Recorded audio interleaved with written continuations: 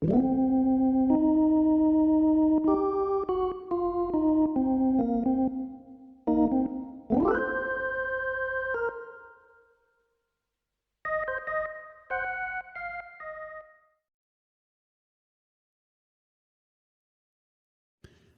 and welcome to Rob from the Internet Talks About Beer, a show where we discuss different styles of beer, beer history, beer flavor profiles. We give shout outs to breweries we think make exceptional beer, and we talk about whatever in the hell else comes to mind during the course of our conversation. I'm Rob from the Internet. Let's talk about beer. So joining me today are two Internet fellows, Dave Lopez and Mark Aldrich. If you guys could, let's start with you, Dave. If you could, tell me a little bit about yourself, how you got into craft beer, and what you do when you're not talking to people like me about craft beer. So I am one of the co-founders of Gun Hill Brewing Company here in New York City, in the Bronx. I got into craft beer through some baseball teammates of mine, actually, years and years ago. One of them was a home brewer, and he brewed all the beer for his own wedding, and it kind of put the craft beer bug in my ear, or in my belly, I guess we'll say. And so it sort of all spiraled from there. And when I'm not on the internet, and besides helping to run the brewery, I also have a day job in finance. Gotcha. Awesome. Mark, what about you? How did you get into craft beer, and what do you do when you're not talking to people like me about craft beer? Well, my entrance into craft beer sort of came as an end around. I'm a professional actor, and met some actors of a fellow mindset that I was working with a few years ago. Who we were both. Well, there were three of us at the time. We were very interested in historic pubs and bars and things like that. So I was a big Travel Channel junkie and thought, oh well, this would be I would watch a show about interesting bars around the country, around the world. So we started putting the ideas for that together, and as we were doing it, the craft beer explosion was happening all around us, and a lot of the places that we found interesting also became participants in the craft beer world. So we sort of grew up with craft beer. We never did make it to the Travel Channel, but we're still online. We have almost 400 episodes. Our efforts are helped because we travel a lot with our day job. When we're not talking about beer, we're performing on stages around the country or here in New York. And as I said, yeah, almost 400 episodes and still going, and too stubborn to stop. So awesome. Nothing wrong with that. Exactly. And that leads us up to the project that Dave and I worked on together. Most recently, I should say. Excellent. Yeah, so today we're going to be talking about a beer that was produced by Gun Hill and Mark and his cohorts. It's based off of Hazy Ipa, so I'll give a little bit of history about the Hazy Ipa. Hazy IPAs were invented in 2003 by the Alchemist Brewery. At the time, it was just a brew pub, and they decided to make an IPA that was unfiltered and unpasteurized, so it was nice and murky and had all sorts of extra micronutrients in it and things like that. So provided a whole different flavor palette as compared to a standard IPA. It became really popular over the next 10 years or so, and in like 2013 or so, the New England IPA craze really started to take off across the United States and most of the rest of North America.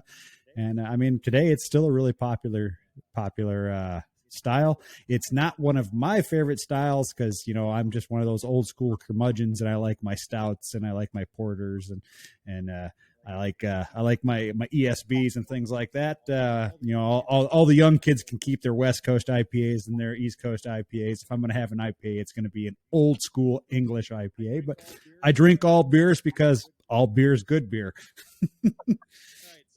All right, so IPAs, as people might not know, have been around for an awful long time. They've been around since the early 18th century, and they started splintering off into different factions.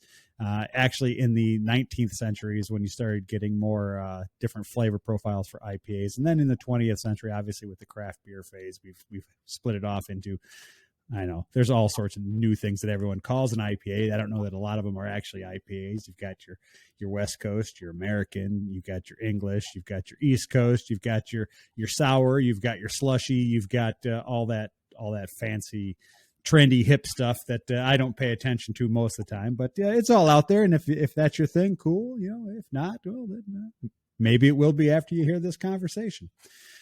So guys, if you would, I don't know who wants to jump in first. Tell me a little bit about this beer that you guys co-created. Mark, go ahead. Why don't you? Well, I'll start because there's a little bit of background that leads up to how we got to this beer. So Perfect. my business partner in our web series, his name is Jimmy Ludwig.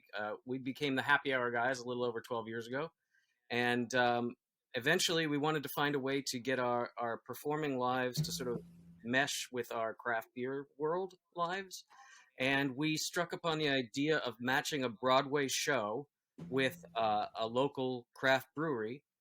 We would bring the cast to the brewery, and they would work together to create a beer that would then be sold to benefit a charity of their choosing. So we had worked through 5 of those. The first one was probably our most successful. We got very lucky out of the gate, and a little show called Hamilton agreed to take part in it, and just a little show, and then we got lucky twice. We hit 2 home runs in a row because the brewery that agreed to sign on to work with us on that was Gun Hill Brewing and Dave Lopez. And I will let him talk a little bit about that beer and that experience before we go.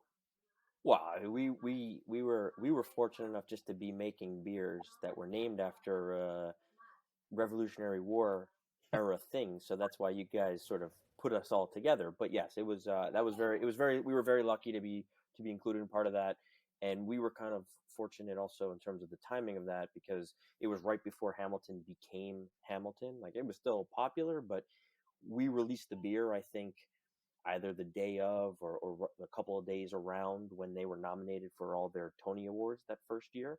And so it kind of sort of helped as we just sort of went along for the ride, I would say. And so with the beer releasing around that time and Hamilton becoming increasingly more popular, a lot of media picked up on the fact that Hamilton had its own beer, or that the cast had brewed this beer. And so that sort of spiraled, and it became something where we couldn't just brew it one time. We had to brew it sort of on a regular basis, because we were providing it to the theater. So that was almost 6 years ago that I think that we started that, and to this day it's still being sold in the theater where the show's still running. Oh, that's awesome. And it was in Madison Square Garden for a couple of years. It was in Citi Field where the Mets play for a season. So it's just been one of those beers that's really taken on a life of its own. It's also won a medal at the Great American Beer Festival. So that's cool. It's definitely it worked out very nicely for us, and it sort of set us up into how we got connected again for Curtain Up.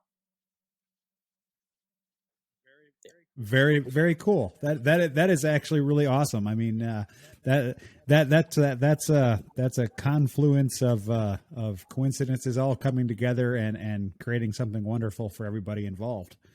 And that beer was not. It really was an IPA, by the way. That beer was a saison. So just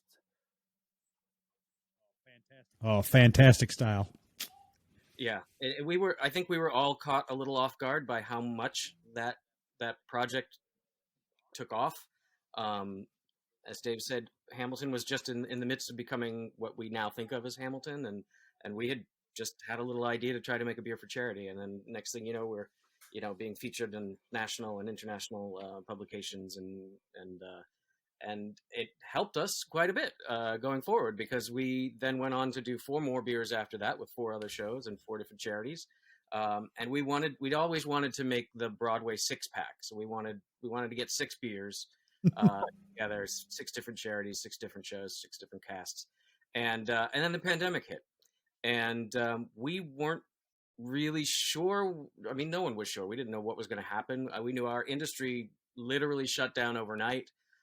So there was no show for us to team up with. and then as the weeks dragged into months, we realized that this was going to be a long-term situation, and rather than look for what had been our template in the past, we decided to sort of take a cue from the Altogether project and the Black is Beautiful project and all the other sort of open source collaborative beer projects that were popular about a year ago, and we decided we wanted to help our industry as a whole. So we wanted to do the same thing, but in a way that would help arts workers and arts organizations that were, really suffering and still are. And we came up with the idea on our very first episode back. Everybody was still social distancing. We were sitting out in front of a brewery here in the Hudson Valley, almost upstate New York, Sloop Brewing, great folks. And we were sitting in a tent because we couldn't sit inside at that point, and came up with the idea. And Sloop had expressed some interest in being our partners in the project going forward, which I thought was great. But we knew Dave and Gun Hill had done a Black is Beautiful, and we wanted to. We literally never imagined that he would be willing to jump back into something like this with us again. We wanted to get his advice on what worked and what didn't work, and what we could do to make it easier for people all the way around. And not only was he gracious enough to answer our questions, but he also said, if anything happens and there's an opportunity, that Gun Hill would very much like to step in and be our brewing partner on this project. And Sloop had a very, very busy brewing schedule. So there was an opening there for us to get things rolling a lot quicker if we could move forward with Gun Hill. And I'll let Dave pick it up from there. But it was a very, very happy sort of tumbling of events that led us together again. Awesome. Yeah. Sorry. Yep. Go ahead. No, I was just going to say, go ahead, Dave. Continue this story. I'm enthralled. So we got together, and part of me felt that while we expected this to be a large undertaking, part of me felt that as a native New Yorker, and I was born and raised in New York City, and as my business partner is also from New York City originally, and as being a New York City brand and a New York based brand, I felt that it was very important, no matter what sort of transpired and how difficult it may be, for us to try and really, really take the lead on something like this, because I don't think enough people fully appreciated just how difficult this was going to be for the New York City community, for the Broadway community, for the acting community, the live performance community, and also how deeply intertwined it was with both the hospitality and the brewing industry, because so many of these actors and performers also double as bartenders, servers, tasting room workers. Right. And so this was a way for us to not just help support people that were working for us, but also to prop up another part of the economy that we also get a benefit from, because as people come to go see Broadway shows, they come into town to see Broadway shows. Well, what else are they going to do? Those are the people that are going to go and drink our beers at the bars around the shows. They're going to go and come visit our breweries when, before the show or the next day when they're still in town. So it was something that I felt pretty strongly about, and it wasn't a very difficult sell to the rest of the team at the brewery, and my partner was on board with it right away. And then that sort of leads to then the discussion about how we picked the beer. And I would say that none of us really wanted to do a hazy IPA, but what we did feel very strongly about, and I felt really, really strongly about, was that it had to be something that could be an easy sell to all the other breweries to get on board with, because we really wanted to make this as easy as possible and make it so that people would, because it's different. This is very different than all the other open source projects that we saw leading up to this point. Right. And so it's a little bit of a trickier ask in some ways on the surface, but so therefore we wanted to say, okay, look, we're going to take away a lot of the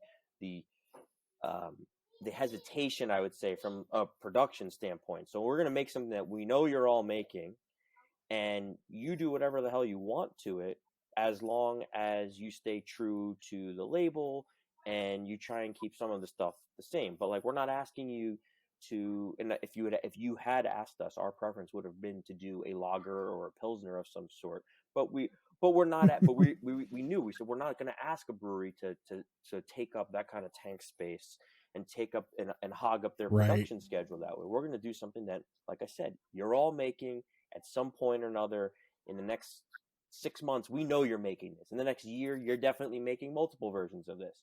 So all we're saying is just find it find it to do something for a good cause.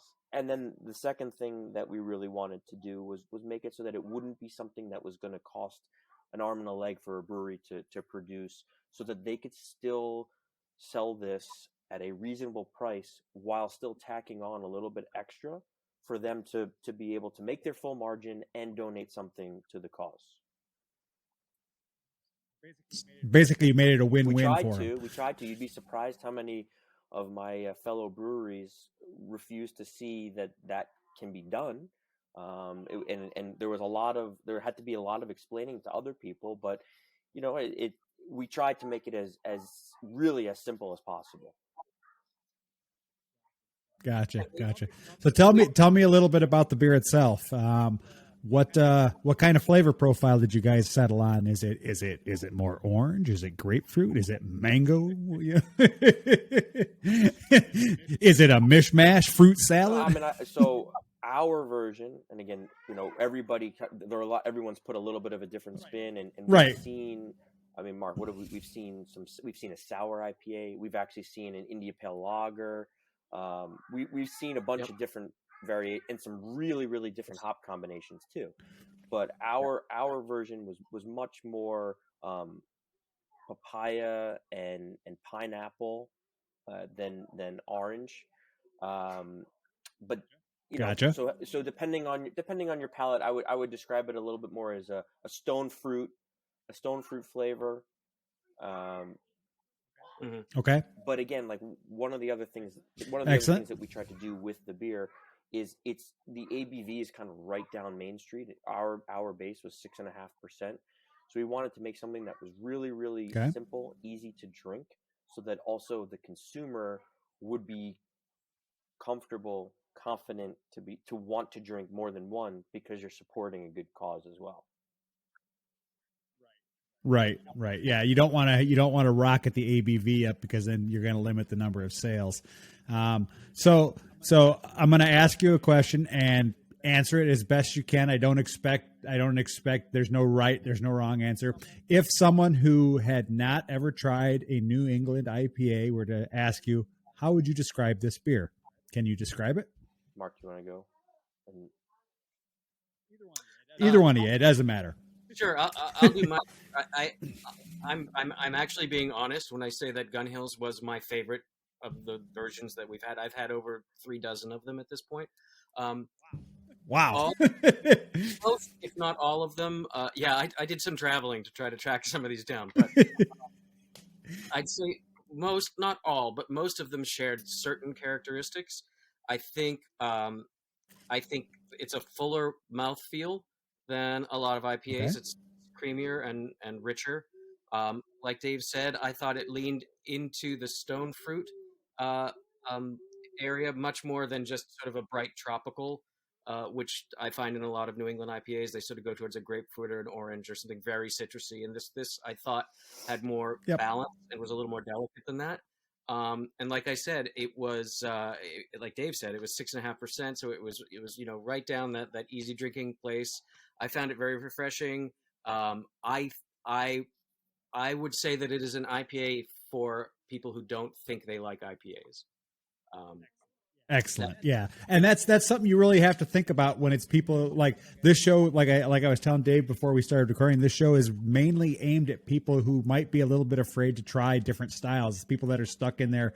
Oh, I like my Coors Light and I like my Molson Canadian type thing. So we always try and put it into a perspective of this is what you can expect when you're going to drink it. I mean, and if someone hears, oh, it's going to taste fruity and it's going to have this nice soft mouthfeel and it's not going to be like astringent or overly bitter, then yeah, you're going to get those people in. and that's awesome. That's always nice to hear. And that's the thing, for people who don't know, New England IPAs are technically the IPA for people who don't like IPAs. I think one of the things that Now, we for really had. example, Sorry, Mark. Go ahead.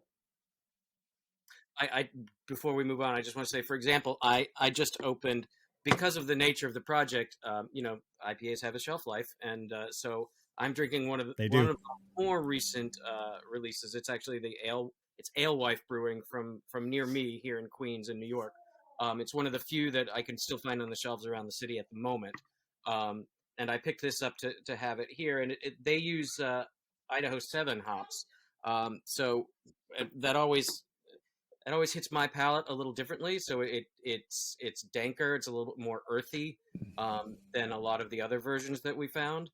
Still very enjoyable, but I wouldn't say it's as accessible to like a beer newcomer as, say, the Gun Hill version was, or even the Sloop Brewing, which came out about a month ago. So, if you would hold that can up again, I will, because I think it's got a great design on it.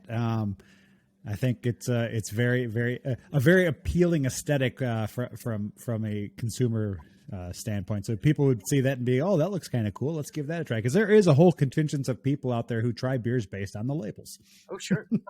My mom still buys wine based on the label. So, well, I mean, I think cartoon characters. That is part of the reason. Yeah.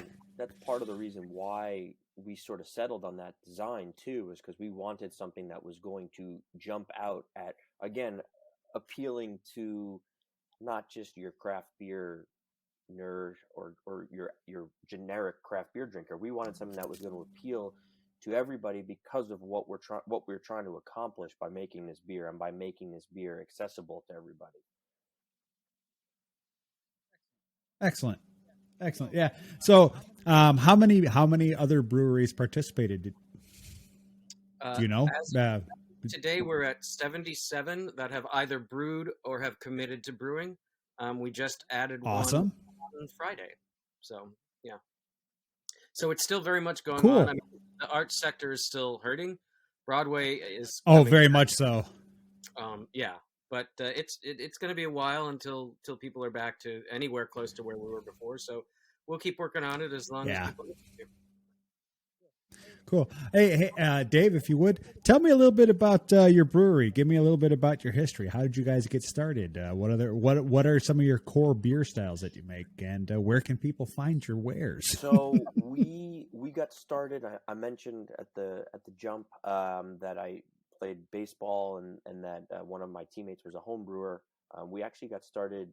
My business partner and I were teammates on that baseball team, and we always would talk during the seasons about how we weren't enthralled with our day jobs, and how we wanted to potentially become our own bosses. And so after this home brewer brewed the beer for his wedding, I had said to him, hey, if you ever decide that you want to sell your beer or do something more with this whole beer thing, let me know. I'd love to get involved. And 2 years later, he called me up and he said, oh, remember when you said this? Well, I'm ready to leave my job and do this beer thing. And so we tried. I looped in our other teammate the one who we used to lament about his job with me, and we tried to come and figure out a way for the three of us to make this work, and we just couldn't at the time. But in doing all the research that we were doing about this, we realized that New York City only had 6 breweries at the time, and there were 84 in the city of San Diego. So we sat here and we were like, okay, well, if San Diego can support that many breweries, I'm pretty sure New York can withstand another couple. So we started looking, and we just sort of said, okay, you know what? Well, as much as we want to do business with our friend, why don't we go and find someone else who actually knows how to make beer on a professional level and on a professional scale. Right. We'll handle the business side of things. He'll handle the brewing. And we sort of went and hit the ground running from there. So we went and hired someone that had been brewing for 25 years professionally. And he's no longer our brewer. He was with us for the first 2 years. And then we hired a different brewer who was working in another brewery here in New York City. and he actually left during COVID. So we're on our a third brewer now, but this is our previous brewer's assistant, so it's something that's sort of came up in Gun Hill. But what we really focus on is we have 3 core beers that we make year round, with an asterisk next to the Hamilton beer that we talked about earlier, because we're always making that, but it's not Right. it's not our one of our quote unquote busiest or biggest sellers, but that's always around. But we Right. we make an American style Pilsner called Spirit 76. We make an IPA called Gun Hill IPA, which sort of is, I would say, more of the East Coast style. So there is still a little bit of a residual bitterness, but you're still going to get a lot of the tropical and stone fruit flavors that you might see in a New England IPA. And then the third beer that we make is a foreign style stout called Void of Light, which you're speaking my language now. So this is and this is probably our most well-known beer, because it's a beer that we've won 3 Great American Beer Festival medals for. So it was originally meant to be a one-off beer that we were going to brew every now and then, and it very quickly was forced to be a year-round beer. And we do different every quarter. We do different variants of it. So, and with one of the variants every year always being a bourbon barrel aged version. Very nice. Now you're really speaking my language. I love the big hitting barrel aged beers. That's right in my wheelhouse. I always say if it's not double digit, it's a session beer. So, well, our barrel aged version is still only 8%. So it would still be, so it's even better. It's still a session beer. It's even better for you. It's a sessionable beer that's in barrel. So yeah. Awesome. So, are you guys like open? Do you have a tap room, things like that people can come visit? We have a tasting room in the Bronx that's open 5 days a week, and we distribute our beer in pretty much the Metro New York area, and then also a little bit. Okay. We pre-COVID we had a much wider range of distribution. We've pulled that back a bit to make sure that, A, with quality control, and B, with the increased emphasis on local, we really wanted to sort of focus close to home. But we still distribute also in the state of Connecticut, and then we do send a little bit of beer out to some of these companies that are selling beer on the internet and doing mail ordering or on apps. Right. Like your small batch dispatch and things like and that. Then Yeah. We export a tiny bit of beer. We actually did in earlier part of this year. Actually, I think it was at the end of the summer. We did a little tiny drop in Canada, actually. But I don't know. Damn it! Why didn't I know about this? I don't know. I don't know exactly where it went, but we focus. We're heavily focused now just on New York. Oh, that's awesome. I mean, I'm all about hyper local. I mean, I've got a brewery that's literally 10 minutes down my road. If I take my road straight down for 10 minutes, I hit this brewery, and it's my new local. I just discovered them a few months ago, and they make fantastic beer. I'm all about the hyper local, so I understand you guys pulling back your distribution and trying to keep things as local as possible. But doing things like the curtain up thing is fantastic too, where you bring in all these other breweries that can experiment with the same base recipe and get the word out, so to speak, on what it is you're trying to bring to the forefront of people's minds, because a lot of people don't really think about actors and the entertainment industry as something that's really suffered, because we're all sitting at home still watching TV and watching movies. I understand though. I was supposed to go see a couple of concerts in the last 2 years, and I haven't been able to. They were all canceled and things like that. I was supposed to go see one of my favorites is Postmodern Jukebox. I don't know if you guys are familiar with them. Yeah, so they do retro versions of other people's songs, and that's kind of my thing. I really love the 40s swing and all that kind of jazz music, and I was very disappointed that our concert got canceled here. It was supposed to be in Toronto, and I didn't get to go.